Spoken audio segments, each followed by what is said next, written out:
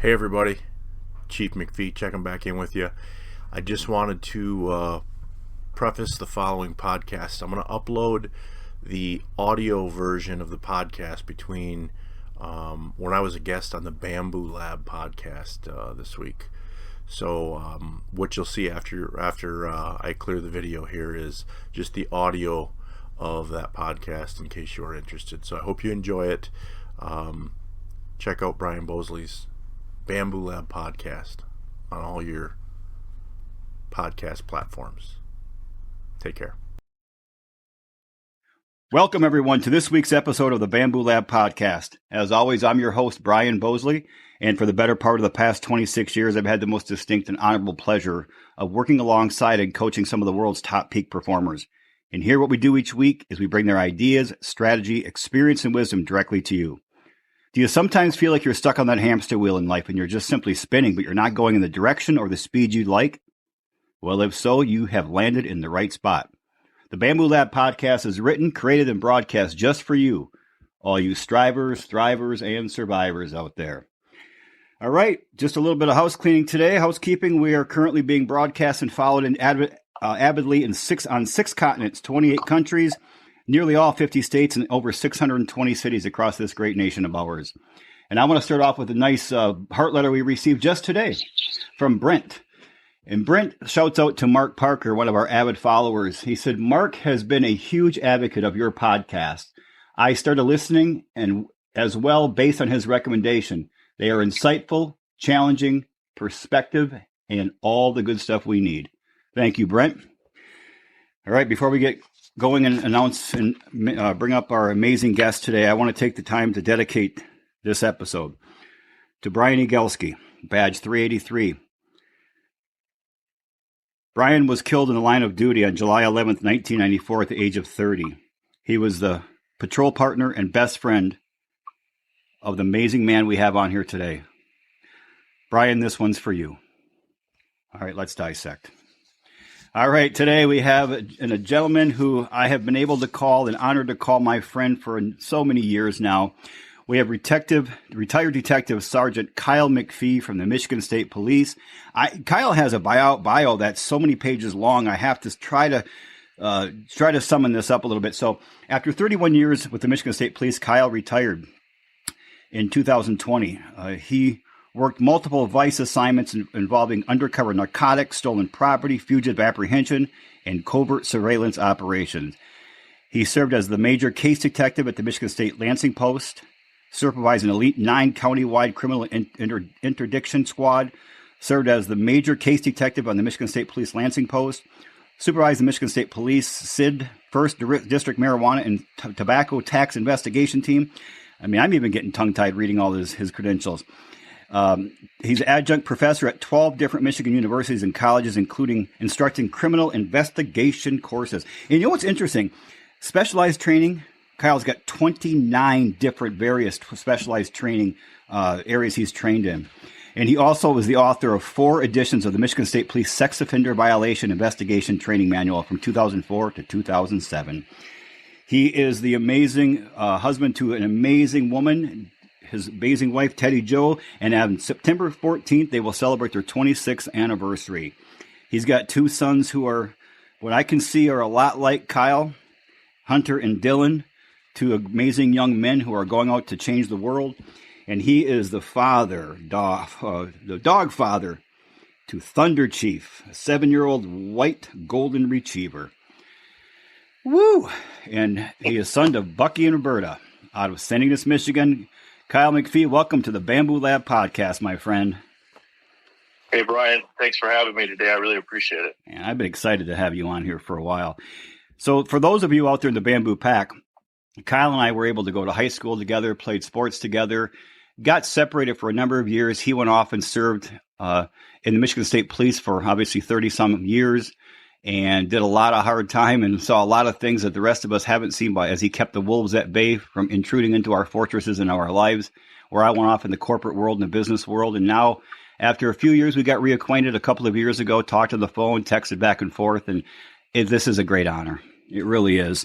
So, Kyle, I know a lot about you. I mean, from the days of playing football to keg parties in the garage but the rest of the world may not know as much. So can you tell us, who is Kyle McPhee? Oh man. Yeah, you know a lot, Brian. We did some crazy things as youngsters, but we did. I was, as you know, I was born and raised in the Upper Peninsula of Michigan in St. Ignace. There, I was a skinny, pigeon-toed, late bloomer, adrenaline junkie as a youngster. I had a tremendous childhood growing up there in the 70s and 80s. It was great. I had blue-collar, hardworking, loving, supporting parents. There was no cell phones. There was no internet. Who could ask for a better upbringing? As a child, just lived a free life up there in the UP. One of my childhood idols was Evel Knievel, great Evel Knievel, and unfortunately, I tried to replicate nearly all of his stunts. When we were young, doing with dirt bikes and ATVs and snowmobiles. And, doing all that craziness and running around with our friends through the countryside. The DNR obviously was our arch nemesis up there. And so me and the friends, Steven and Andy and Jimmy, we were all kind of like the Bo and Luke Dukes of Mackinac County. Nothing we did was ever like felonious, but there was definitely some misdemeanors that we never got caught for, as you know. But we had a great upbringing. I had a really thick medical file at the Mackinac Straits Hospital at a young age. I think when I graduated high school, I had already broken 2 legs, 3 collarbones, 2 wrists, 2 ankles. Let me see. I think every finger on both hands, and I suffered multiple concussions, which now, in my 50s, those old injuries are starting to catch up with me for sure. Oh, for sure. The ironic thing, Brian, is I ended up working for the DNR from age 16 to 22 at the St. Ignace Harbor as a harbor master in downtown St. Ignace there. Did you get a different perspective on the DNR at that point? Yeah, it was a different division. It was like the waterways division. So those weren't the guys I ran from, but the guys we did run from would come down there during the yacht races, and they would always make it known that they know who ran from them. They just never caught us. And they'd always say, "Well, the statute of limitations has passed, so we're going to let you off with a warning." So that was always interesting banter with the DNR guys. My father, Calvin, who goes by Buck, everybody knows him as Buck. He worked on the Mackinac Bridge for 35 years, and he saw a lot of things doing that job. And after he retired, he was elected as a Mackinac County Commissioner, where he currently is serving at 82 years old in his 8th consecutive term. And he's going to call it quits and get out of the political scene at the end of this year. So I'm pretty proud of him for doing that. He put up with a lot of stuff there, but he's really good at it. He just knew so much history from up there that, and then my mother she was an award-winning florist, as you know, for over 30 years. She owned and operated her own flower shop and greenhouse. And I worked there as a youngster a lot and learned, that side of the business. And basically like in the greenhouse and hauling dirt. I was good at hauling dirt. I have an older brother, Steve's 5 years older than myself. He currently resides down in the Detroit area. As you mentioned, I'm married to my illustrious wife, Teddy Jo, for 26 years. And 2 sons are graduates of the U.S. Army Infantry School in Fort Benning, Georgia. They're currently both assigned to the Michigan National Guard, and I believe it's the 125th Infantry Regiment. And my youngest son, Dylan, is also a Michigan State trooper. He graduated from the State Police Academy in February, and he's going to start his career in the business. And so, we've had some busy times here recently, and as you know, when I was up north there, I really had a love of sports, and that playing all the different sports that I played really changed my life on how things were going to play out. Stay with us. We'll be right back. Get the latest insights from top mortgage pros on Mortgage Connects, a podcast by MGIC. We interview thought leaders from across the industry to share their wide-ranging expertise and candid views on critical market developments and current housing trends. Our guests reveal highly effective marketing and referral strategies, training tips and best practices, and what you can expect from the mortgage market in the future. Hear from experts like best-selling author Todd Duncan, U.S. Bank's Lenny McNeil, and Freddie Mac's Danny Gardner. Listen to Mortgage Connects on your favorite app or at mortgageconnects.com today.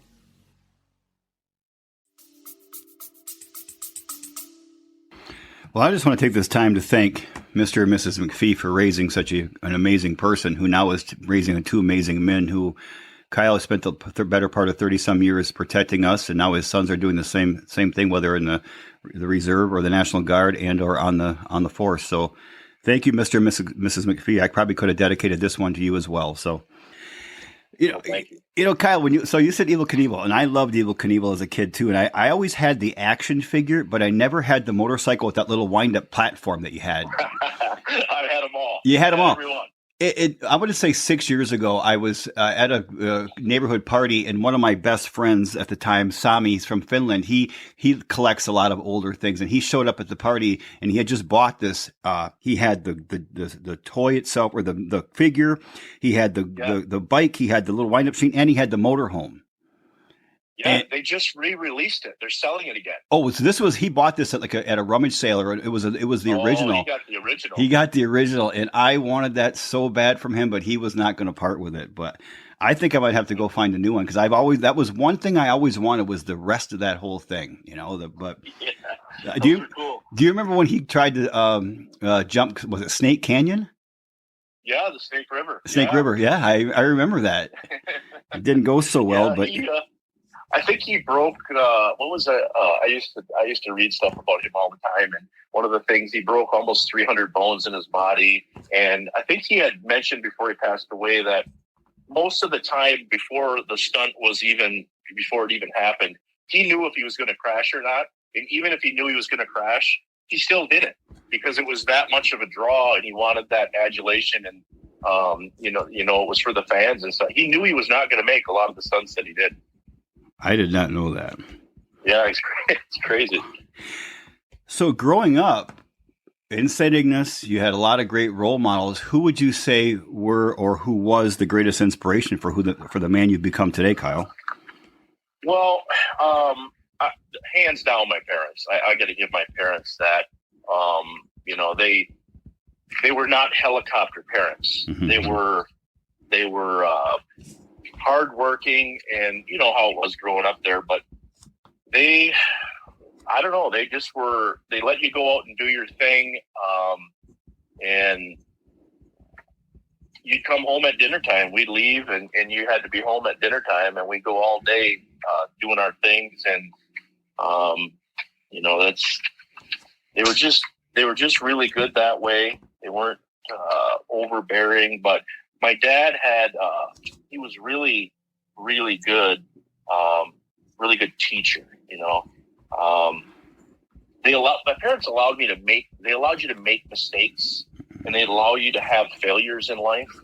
But they were always there to offer advice on how to not repeat those mistakes. And, whenever I wanted to quit something, they were real big on saying, don't quit. You can't be a quit, because if you quit now, you're going to quit later in life. And they were really good about those kind of life lessons growing up. I tell you what, Brian, one of the greatest things that I learned as a youngster was, it was a learning technique for me. And my older brother, who I said was 5 years older, what I would do is I would closely watch his decision-making choices, or his decisions and choices in life, the activities and his behaviors. I kind of really closely watch what he did. And then when he had successes, I'd follow that path. But when he didn't have successes and he had setbacks and failures, I made sure that I took a different fork in the road when those came to me. So I kind of learned by watching him. I guess I always tell myself I was consciously navigating the potholes in the road of life at a young age. Oh, yeah. Well, not to say that I didn't have any along the way, because I certainly did. I was just able to avoid many bad ones that I saw coming beforehand. Nothing like nothing better than a big brother to show you what to do and what not to do. Yeah, absolutely. I give him full credit for that. Like my dad, very inspiring. He was a top level teacher, fabricator, inventor. engineer, and he never went to college for one day. I always say he has a master's degree in common sense and logical thought. You know, he's just, he teaches me a lot. His advice never, over the years, never steered me in the wrong direction. It always led me to where I wanted to be. I just didn't know I wanted to be there, but I trusted his wisdom to get me there. And the thing is, he never ages. No, he's doing pretty well. He's still really active, and you know, he's mom's struggling. We recently had to put her in an assisted home. She needed some physical assistance, so she's still doing well. She still has she's still sharp as a tack, and so is Dad. So they're you know, we're got a few challenges, but I try to get up there as much as I can to help them out. Yeah, that's great. Well, I just want to take a moment and capture for the Bamboo Pack what Kyle has said so far, so we don't get lost in all this experience he shared. The one thing I really picked up on, and Kyle's going to elaborate on this in a little while, but if you don't know Kyle, if you haven't seen Kyle, Kyle's a big dude. He's tall, he's broad-shouldered. I mean, he's the kind of guy you walk into a bar, you're not going. If you want to get into a fight, he's not the first guy you're going to walk up to. But he started off as a skinny, pigeon-toed kid, and he was a late bloomer. Got a thick medical file, you know, multiple concussions, broken bones. So starting off at that young age, you would never have guessed this is the Kyle McPhee we'd have before us today. And how many of us out there right now, some way, shape, or form, physically, emotionally, spiritually, intellectually, we feel like we're that skinny, pigeon-toed kid, but if we just continue moving forward in the direction we're going and increase our pace and our effort and our grit and determination, we can become that person we want to be. You know, what I really like that he said about his parents is they allowed him to fail. They allowed him to make mistakes out there. And how many parents today how many of us are helicopter parents where we're comforting, we're bubble wrapping our children when in fact that's not what's helping them anymore. We need to let our children fail, and we need to then be there to pick them up and show them, to give them the advice to say, okay, here's how to avoid that mistake again. And I really liked what his parents told him. Don't quit. If you quit today, it's going to be easier to quit down the road. And I can tell you, I don't remember Kyle quitting anything in high school and beyond. And really what I like the fact he's an Evel Knievel fan, and that even if Evel Knievel knew he was going to fail at something and he wasn't going to make the jump, he'd still do it anyway. I mean, a lot of us pull back if we have the slightest doubt or concern. We kind of pull back and go back into our reserve space. Evel Knievel taught us as young men that get out there and do it. Take the jump, make the jump. Even if you don't think you're going to make it, do it anyway because you'll learn in the process. So that's great stuff. The last 3 years have been kind of a challenge. I know obviously you've retired in the last 3 years from the force, but what do you think have been your greatest learnings in the past 3 years, Kyle? Oh boy. Brian, when I retired after 31 years, my goal was to get my mind to forget what my eyes had seen. I didn't want to. The good thing is, I had a lot of hobbies, so I didn't have a problem really with the transition. You know, with my daily. You understand, 31 years for a state trooper into a detective there's a big routine there. It's the same routine. I always say I was on the you mentioned your hamster wheel. I was on the hamster wheel fueled with adrenaline and caffeine for 31 years in a structured daily routine, always laser focused, looking for criminal activity 24/7, 365. Trust no one outside your inner circle of family and friends. And then on September 1st, 2020, I had to wake up and not do any of that anymore. You know, like I said, I had some hobbies, but psychologically I had to retrain my brain. And I think I managed to do that. I mean, I still remember a lot of things, and you're never going to forget everything you did, but I try to keep my mind really focused. I'm one who likes to get really enthralled in a project or in a book, or I'm very extreme, Brian. If I can't just watch one episode on Netflix, I'm watching all 300 of them at once. I mean, or 38 of them at once. I just that's just kind of my personality, you know. So I try to stay real busy on whatever I'm doing, and it's helped me transition into the retirement life. Oh, that's. Now you had said something to me a couple of weeks ago, Kyle, about compartments. Are you going to talk about that today? Yeah. Okay. What I learned was early on in your career, you see the strife of society. You see people at their worst moments 90% of the time. And it's hard not to bring that home. I teach at 12 different colleges, and one of the things I teach is, I teach them criminal investigation techniques, but I also teach them how not to get divorced, and maintain a family. There's things that they need to do, and they just can't pull into the driveway after a 12-hour shift of adrenaline dumps and rushes all night long, sprinkled with caffeine. You're not going to be able to walk into the house and be a normal person and interact with your family. So police officers have to learn how to compartmentalize those things that they see.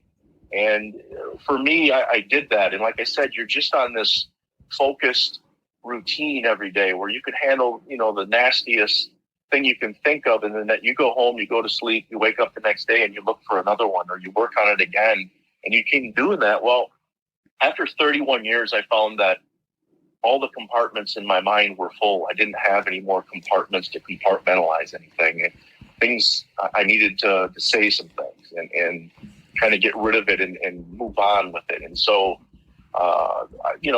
that's worked out okay for me. I mean, I haven't had to seek any kind of professional help. I mean, it's offered to all of our retirees when you leave. The Michigan State Police are really good about that kind of thing. They don't want anybody to go into retirement, with any kind of issues. And so, but I think the main thing is, your compartments get full. You have to move on and see what life is like on the other side. When you said that to me a couple of weeks ago on the phone, that stuck out to me, and I actually shared that with several family members and friends and many of my clients. I just thought that was so profound. Well, you've seen a lot. 31 years on the force. I mean, you've been in the worst parts of our world in Lansing, Michigan. Over the course of your time on this earth, Kyle, what is the most difficult thing you've ever gone through? Well, to date, because I know I'm looking ahead at, things that are going to happen, and that's reality and that's life. And I always look at things, and I don't try to act like things, I'm not going to have hurdles ahead of me, but I'll address those, and I mentally try to prepare for those ahead of time. But to date, Brian, probably just because of my age and kind of how things happened was July 11th, 1994, as you mentioned in your open, is burned in my soul forever. My best friend and former patrol partner, Trooper Brian Egelski, badge 383, we came through the police academy together in 1989, and we both were assigned to the Michigan State Police Ypsilanti post, which no longer exists, but it was known for high activity, high crime areas. We both were assigned there along with 2 or 3 other recruits out of our school. And Brian was killed in the line of duty on July 11th, 1994. Well, how that happened was, we didn't really hang out a lot in recruit school because we were in 2 different groups. He was in they had A, B, C, and D, and he was in the B, and I think I was in the C. So we didn't have a lot of interaction there, but we both were assigned to the same post, and we soon realized that, hey, we're both single troopers here. We both love sports. We both love fast cars. We were on the same shift. So we started hanging out together, being very close. We started working the same shift and working in the same car together. And it just really clicked. We really had chemistry. We didn't even have to say each other anything sometimes when we went to, into like a foot pursuit. We already knew what the other one was going to do. Even the bad guys on the street kind of got to know us, and they would call us Batman and Robin. And the joke in the car was we were always arguing back and forth of who was going to be Robin. Well, my argument was, hey, I'm 6'1", you're 5'7" or 5'8", you have to be Robin. And he was the kind of guy that said, no, I'm actually Batman. So we always had that kind of banter back and forth. He was the criminals that we dealt with. And remember, we deal with 10% of the population 90% of the time. Okay. That's one thing. You deal with a lot of a small percentage of the criminals, but a lot of times it's generational. I think I arrested 3 generations in the same family for the same offenses. Wow. Yeah, it's unbelievable the the things that you see. But the criminals knew him by name because he was very active. They could never pronounce his last name of Igelski, so everybody started calling him Eagle. Well, that was the perfect name for him because he didn't miss anything on the street. Absolute warrior, but crime fighter in every sense of the word. And he was a speed, he was the speed in the car, in the distance runner, and I was not. Let's put it that way. Okay.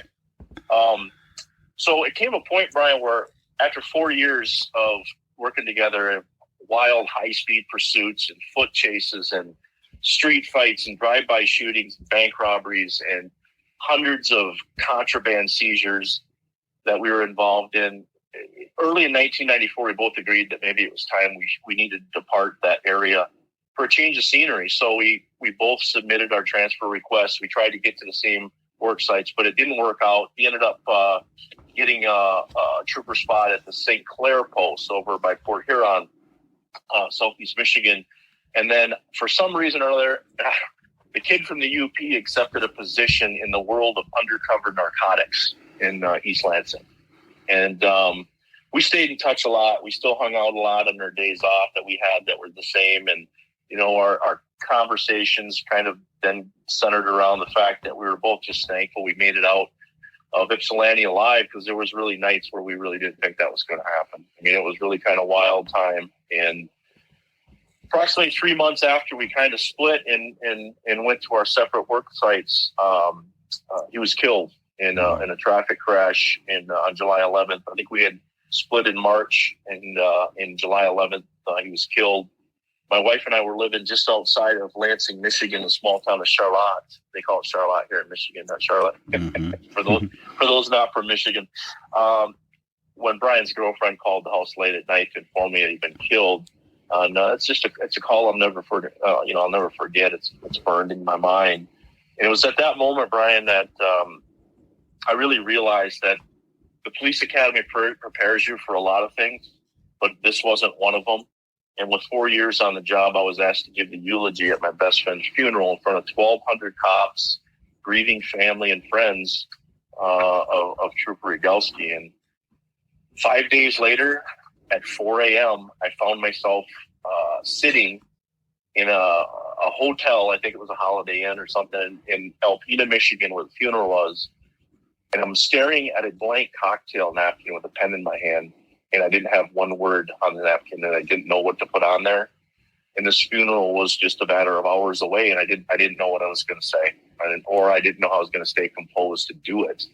But I just pulled it together and kind of did what I thought he would want me to do, and I did it. I pulled it off, and I was able to try to eulogize his life, and as I saw it, and everybody knew what kind of a warrior he was, but I wanted everybody to kind of know, his personality quirks and some of his pre-patrol routines and stuff like that a lot of people didn't know about. And he was a perfectionist with his uniform and his patrol cars, and he had a photographic memory. I mean, those are just things that come to mind, and he had a nickname for everybody. Unfortunately, mine was Homer. It was some reference to Homer Simpson, I think, at the time. I think the Simpsons were new back then, and I don't remember.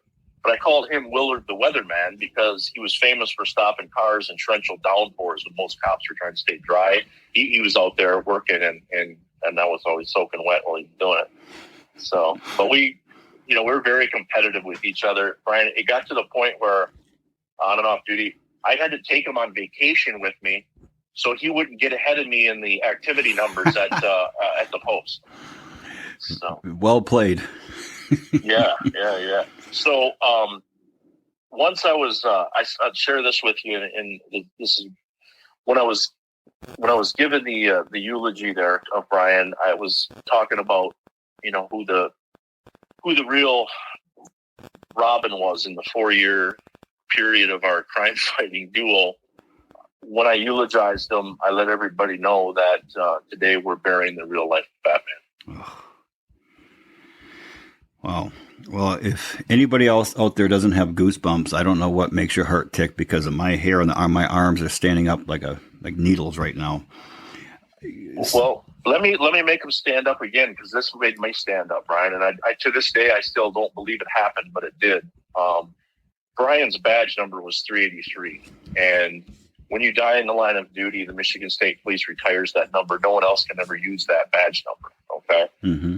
However, that's for troopers. Now, when you get promoted, I got promoted in 1998 to detective sergeant. So there's a new set of numbers, right? Those can be reused or whatever, but you can never use the same one that's been retired. So when I got promoted, they tell you to go oversee the quartermaster guy, and you got to surrender your trooper badge, and they reissue you a detective sergeant badge. So I went over there, and it's this old warehouse back in 1998, and the quartermaster guy was kind of a burly or a gruff old gentleman, and he said, "Hey, just give me your trooper badge, and then go back there in this metal vertical filing cabinet in the drawer that says detective sergeant. Pick yourself out a new one, bring it up here, give me the number so I can record it." And so I walked back there. I was by myself. A big old rusty vertical cabinet, and the second drawer, third drawer down was the one I needed to get into. And I started pulling on it, where you pull the little button sideways, and it just wouldn't open. It was jammed. And so, being the muscle head that I am, I don't have any finesse for anything. I just cranked on the drawer, and it flew open. These cardboard dividers that were in there holding all these badges were all just jammed in there. All this cardboard flew out of the way. And then I heard one of the metal badges hit the cement floor.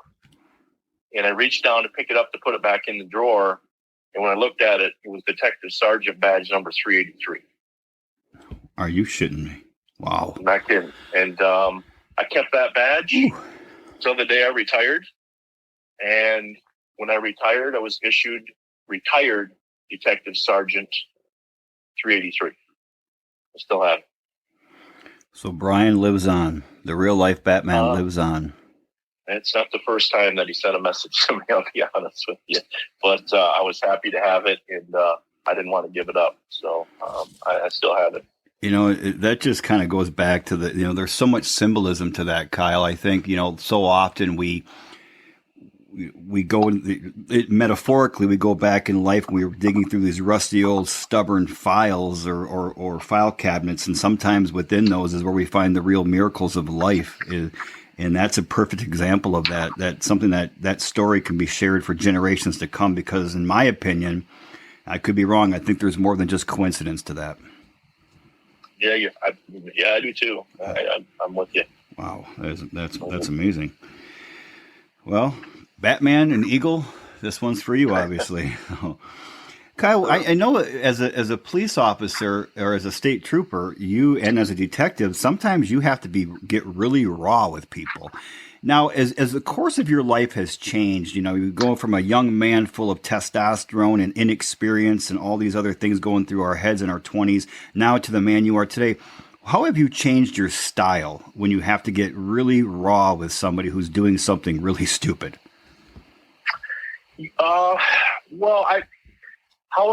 I ran street crews. I was a sergeant of some street crews, and then I was also a football coach and a basketball coach. And so, I like to use the firm but fair, and Brian Egelski used that as well. When I dealt with people in public, I understand sometimes when people do that. Listen, if two people get in a fist fight, I can understand why they get in a fist fight. There's emotions involved. There's a disagreement. I understand that, and normally, I can deal with handling those kind of people. But when you have people that randomly drive around and break into your house and steal your things to support a methamphetamine habit, I have a problem with that. Mm-hmm. But you still, when you encounter those kind of people, you still have to be a pro. As a police officer, I tell recruits when I teach them, they get paid to be respectfully curious. That's your job. You're to solve mysteries that no one can solve. You may have to sit across the table from the nastiest person in the world. Brian, I've sat across the table from a serial killer. I've sat across the table from a child molester. And Sean Ravey brought this up as well, because he dealt with it. You want to reach across that table, but you got to be a pro, and you got to put a case together, and you got to prove that this person did that crime, so you can let the legal system do its thing, and you have to be a pro about it. And composure is real big. I learned that at a young age, to maintain your composure. I think one of my favorite things, quotes is from Martin Luther King Jr. And it was, he said, the ultimate measure of a man is not where he stands in moments of convenience and comfort, but where he stands at times of challenge and controversy. Mm-hmm. But here's how I dealt with being raw with people that work for me. I think you have to be, first of all, before you can be raw, you have to be real. Okay. You have to know the personality of the people that you're dealing with. I've had football teams.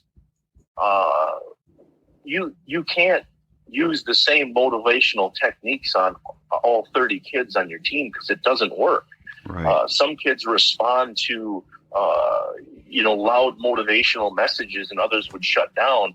So you got to know your audience, to use a better term. And then when I would have my teams, I would have 6 or 7 people underneath me that was a street crew, and they could see through you. They knew who the pretenders were. They wanted you to be real with them, and that's kind of what I would do. And then, I didn't really have to do too many ass chewings with my troopers. They were handpicked elite, hard workers. But once in a while, my criticism was more motivational style. And in my football coaching, I tried to live by praise in public, criticize in private. Mm-hmm.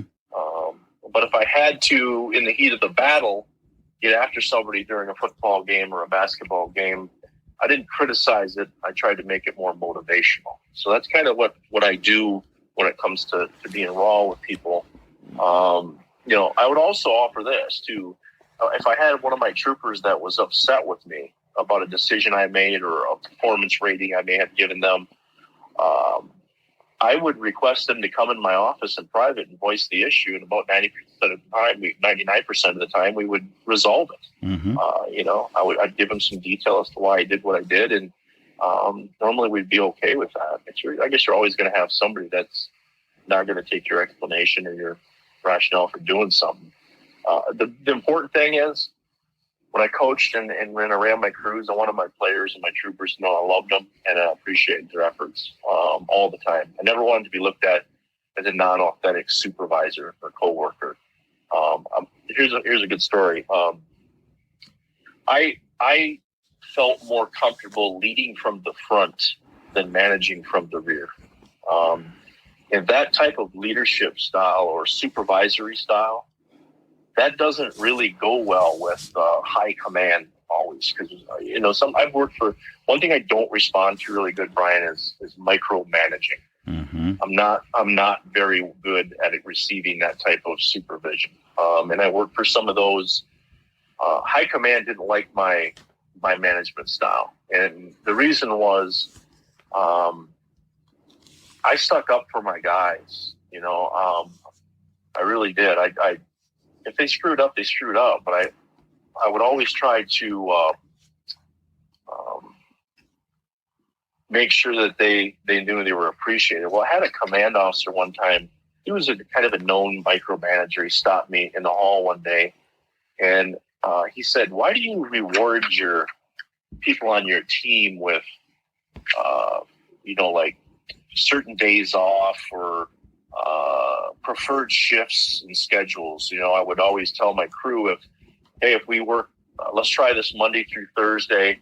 We're going to go hard 10-hour days. We're going to expand our day to a 10-hour day. We're going to work super hard. We're going to get out there. We're going to fight crime. We're going to find the bad guys.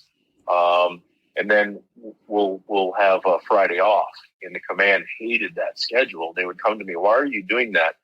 And I would explain to them it was motivational and morale was key on my teams. Sure. I always wanted positive morale because it always obviously equaled great production on the team. And I had this guy tell me that morale is overrated. He said a trooper will work regardless of what the morale is. And he couldn't have been more wrong, in my opinion. Of course. And I was able to show them that, you have good morale on your team. My troopers really worked hard, and I rewarded them for that. And they had some kind of an issue with me doing that. So.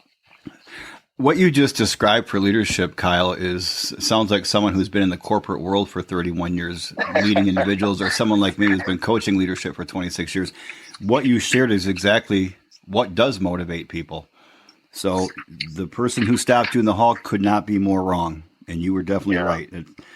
If you want to get into the coaching business, let me know. I could use a good partner. You do good. I'm not never going to do that. But I have to be Batman, though. Absolutely. I'll be Captain Marvel, Shazam. There you go. Because I'm still a boy at heart. So, Kyle, you shared a story with me when we talked a few days ago regarding a parent that was disgruntled and discouraged about their child, and she had requested you to handle it a certain way, and you handle it in a completely revolutionary way. Can you share that with the Bamboo Pack? I'm trying to remember what. Well, I think she wanted to have you put handcuffs on him because he was. Oh yes. Okay, I know what you're talking.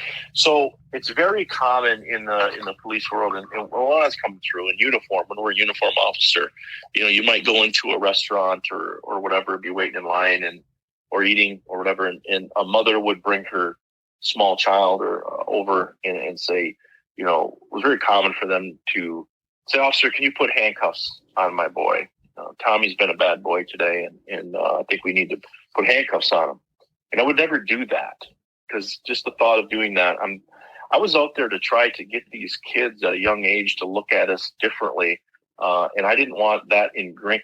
Their first experience with a police officer, you surely don't want to put handcuffs on them, even if it is kind of a rib. So what I would do is I'd like, no, I'm not going to do that because Tommy's a good boy. He's going to grow up to be a police officer. And I'd pull out I carried these little stickers. They're little badge stickers. And it said like junior trooper on them. And I put that on his shirt and the kid would light up, that kind of thing. But I just didn't feel like that was appropriate, to do that. And some guys may have done that. I don't know, but I never would do that. I didn't, because I always look back at, I was the kind of detective who, okay, I might get a confession from somebody, or I might prove a case on somebody, and I know the crime they committed and what they did. I was the one that always wanted to sit across the table and ask the person why they did what they did. A lot of times when you get down to the root of it all, they harken back to their childhood and why did you run from me? Why did you run from the police?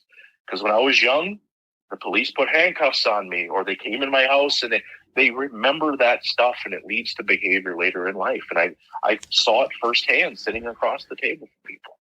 I mean, that is what you did there was you completely changed the paradigm of a young child and their viewpoint of the police force and the police officers and the troopers around the world. I mean, those small gestures go so far down the road. It might not have had that profound impact on every child, but I'll guarantee you turned the direction of a child's life just by doing that simple thing, handcuffs or a sticker. I mean, that's... Well, we always used to say if we could just, the old saying is it takes a village to raise a child. It really, we kind of thought that because there was a lot of kids. I coached football, Brian, and a lot of times over 50% of my team was from one-parent families. Mm-hmm. And I got to know these kids, and I noticed that they needed football more than football needed them. They wanted to come to football practice to be a part of something. They wanted to be a part of a team. And believe it or not, those kids wanted structure. We ran a very structured football practice. We took a lot of the discipline from the State Police Academy, and my fellow coaches, my best friend and assistant coach was in the military, and we ran a very structured practice. It was, we knew we were going to do this drill for this many minutes, blow the whistle, everybody runs, just like Barry Pearson did to us. Mm-hmm. We ran, but these kids loved to being a part of that. And, you just wanted to try to make them have a better life. And I dealt with a lot of that. Kyle, you said what percentage roughly came from one parent family? Some of the teams I coached over 50%. Wow. Yeah. And, I just try to fill maybe a role and give some of the kids some advice. And Brian, I never saw Sean Raby's an expert on the children's, investigations and forensic interviewing. And I did a lot of them myself, but I wasn't considered an expert in the field. But children are so abused in this country. They're so abused. It was hard to see. Some of the kid cases were the hardest ones I had to work. And, those were the ones those compartments that got filled. Those were the ones that were in it. I can well imagine, brother. I really can. 1 hour before you and I started broadcasting today, I follow a Facebook site called Proactive Coaching. And they showed a picture of a football player. And the quote from today was, "One of the most important kids you will ever coach is the one who needs the program more than the program needs him or her." Oh, man. And that popped up, and I saved it on my computer screen so I could share that because I knew your style of leadership and coaching. Interesting for the Bamboo Pack, when Kyle and I spent an hour and a half on the phone last week and we talked, and it was so interesting to hear Kyle's story and his journey as a state trooper and a detective because, especially over the past 3 years with these assholes out there trying to, vilify police officers to the point where some people have begun to deify criminals and vilify the police force. We don't often see the heart behind the badge or the man or woman behind the badge. And the things that Kyle has done outside of just saving us from the bad guys and bad girls out there, he's also done things like coaching and taking these children who come from, one-parent families who need a structure. They need a family outside of the family, and he's given that to them. Giving a badge sticker versus handcuffs on a young child. All of these things that he has done, and a lot of police officers and troopers and of all levels do this on a consistent basis. This is the stuff, and these are the things that need to be remembered. These are the things that need to be broadcast, and these are the things that need to be shared with the world. What's really happening, not just of catching bad guys and solving crimes, but the difference in the lives that they make to our children, for our children in the world. It's astronomical. And I can't thank you enough, Kyle, because having raised several children myself and having a grandson coming up the way and a young 12-year-old bonus little girl in my life right now, it's great to know that people like you have been out there, making such a great improvement and impression on their lives. Thank you, Brian. Ooh, good stuff. What's next for you, Kyle? I know you got a lot of hobbies going.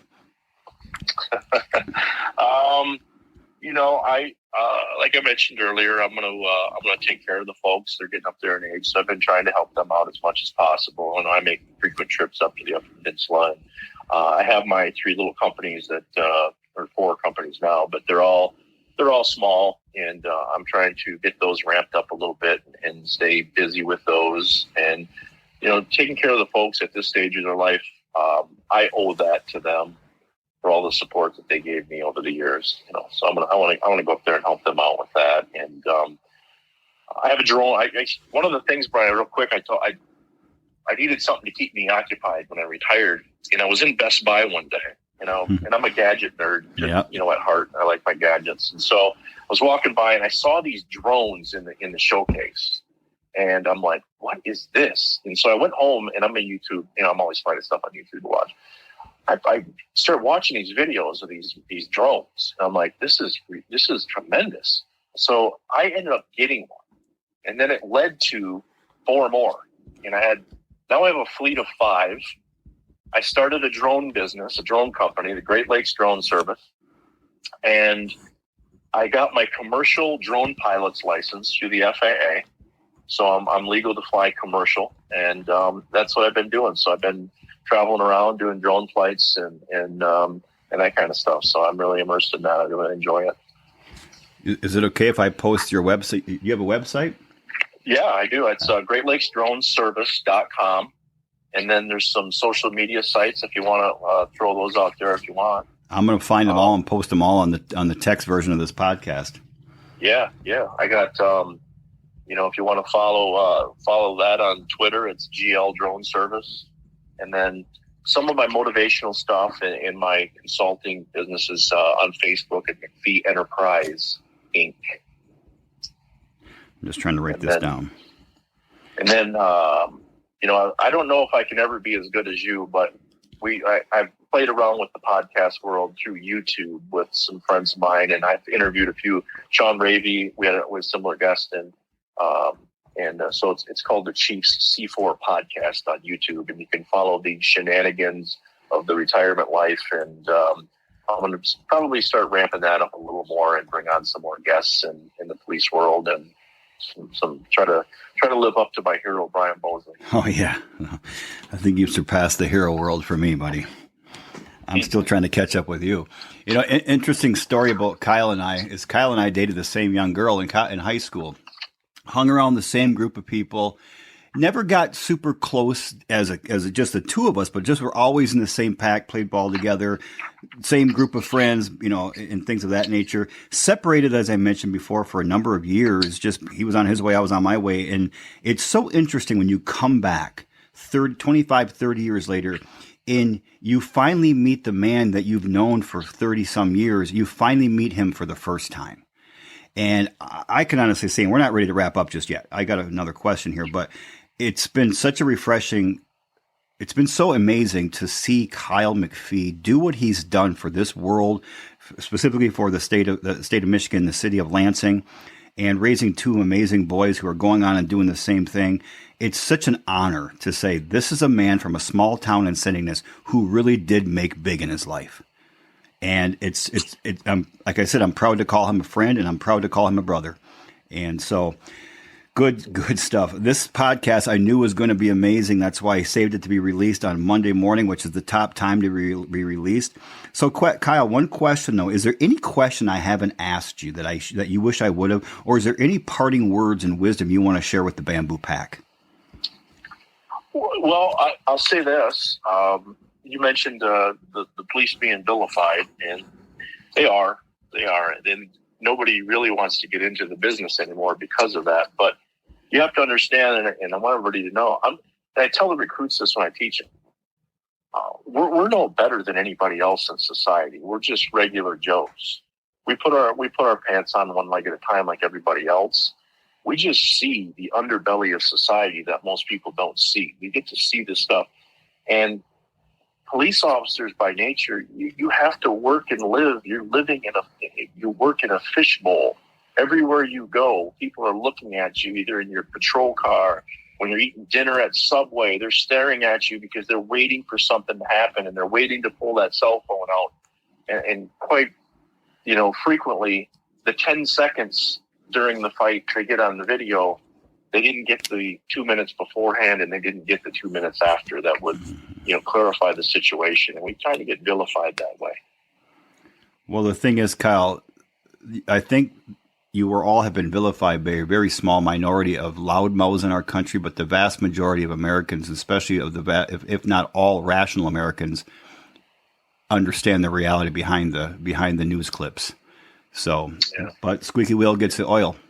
And sometimes the loudmouths get the press, unfortunately. Brian, I just want to say my last thing I'll say to you is I'm really proud of you, because you are such a motivational and inspiring individual.